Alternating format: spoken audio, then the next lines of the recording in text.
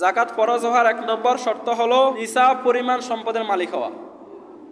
নিসাব পরিমাণ মালিক হওয়া। নিসাব ধরা হয় দুইটি জিনিস দিয়ে, একটি হলো স্বর্ণ আর একটি হলো রৌপ্য। সকলে বলুন, একটি হলো কি স্বর্ণ আর একটি হলো রৌপ্য, অথবা তার সম পরিমাণ টাকা। স্বর্ণের ক্ষেত্রে 7.5 ভরি, স্বর্ণের ক্ষেত্রে 7.5 ভরি, রৌপ্যর ক্ষেত্রে 52 ভরি। স্বর্ণের ক্ষেত্রে 7.5 ভরি, রৌপ্যর ক্ষেত্রে 52 ভরি। অথবা এই সম পরিমাণ কারো কাছে যদি ক্যাশ টাকা থাকে, কারো কাছে ক্যাশ টাকা থাকে, ওই টাকাগুলো 1 বছর ক্রস করে, তখন জাকাত দিতে হবে। কি দিতে হবে?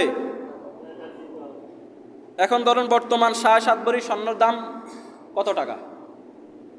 21 ক্যারাট স্বর্ণের দাম প্রায় 1 লক্ষ, 22 ক্যারাট স্বর্ণের দাম 1.5 লক্ষ টাকা বর্তমানে। 18 ক্যারাটের দাম আরও কম, এরপরে 21 ক্যারাটের দাম আরও কম। যেটা 22 ক্যারাট ওইটার দাম সবচেয়ে বেশি, 1,50,000 টাকা।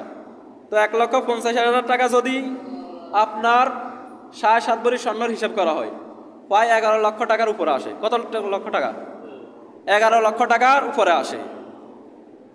তার মানে আপনার কাছে যদি 1 বছর ক্রস করে 11 লক্ষ টাকা, কত লক্ষ টাকা? ধরুন উদাহরণস্বরূপ 11 লক্ষ টাকা বা তার চাইতে একটু বেশি, 11 লক্ষ টাকা 1 বছর ক্রস করে, তখন আপনাকে জাকাত দিতে হবে। কি দিতে হবে? এরপরে দ্বিতীয় নম্বর হলো রৌপ্য। দ্বিতীয় নম্বর কি? রৌপ্য। সকল বল, দ্বিতীয় নম্বর কি? রৌপ্য। রৌপ্যর ক্ষেত্রে হচ্ছে 52 ভরি। 52 ভরি রৌপ্যর দাম প্রায় বর্তমানে কত টাকা?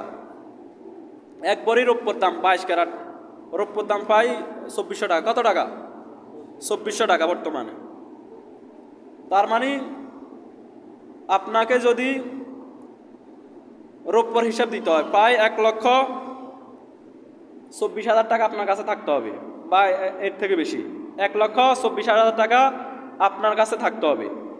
তার মানে দেখেন, স্বর্ণের ক্ষেত্রে হলো 11 লক্ষ টাকার বেশি, আর রৌপ্যের ক্ষেত্রে হলো 1,24,000 টাকার বেশি। তার মানে কত গুণ বেশি? প্রায় 10 গুণ ডিফারেন্স হয়ে যায়। কত গুণ? 10 গুণ ডিফারেন্স হয়ে যায়। রাসূল সাল্লাল্লাহু আলাইহি সাল্লামের জমানায় 7.5 ভরি স্বর্ণ দিয়ে 52 ভরি রৌপ্য কিনা যেত, অথবা 52 ভরি রৌপ্য দিয়ে 7.5 ভরি স্বর্ণ কিনা যেত, অর্থাৎ দুইটার দামে ছিল সমান। রাসূল সাল্লাল্লাহু আলাইহি সাল্লামের জমানায় স্বর্ণ রৌপ্য দিয়ে আপনার ক্রয় বিক্রয় হতো। অনেক মুফাসসিররা বলে না, সেটা শুধু এখন স্বর্ণের মধ্যে রয়ে গেছে, অর্থাৎ রৌপ্যটা কমে গেছে, রৌপ্য দিয়ে হবে না।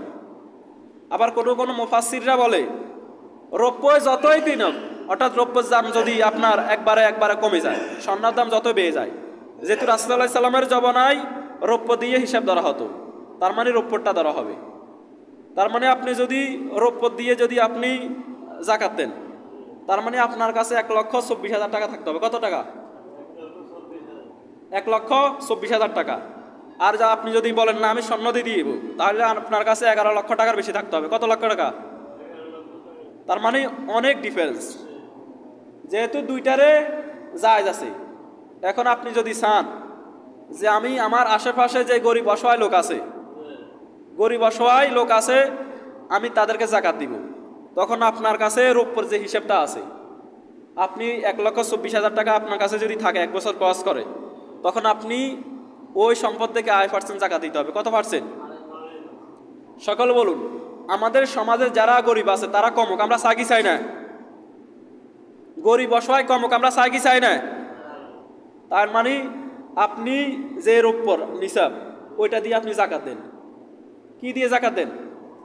রৌপ্যর নিসাব।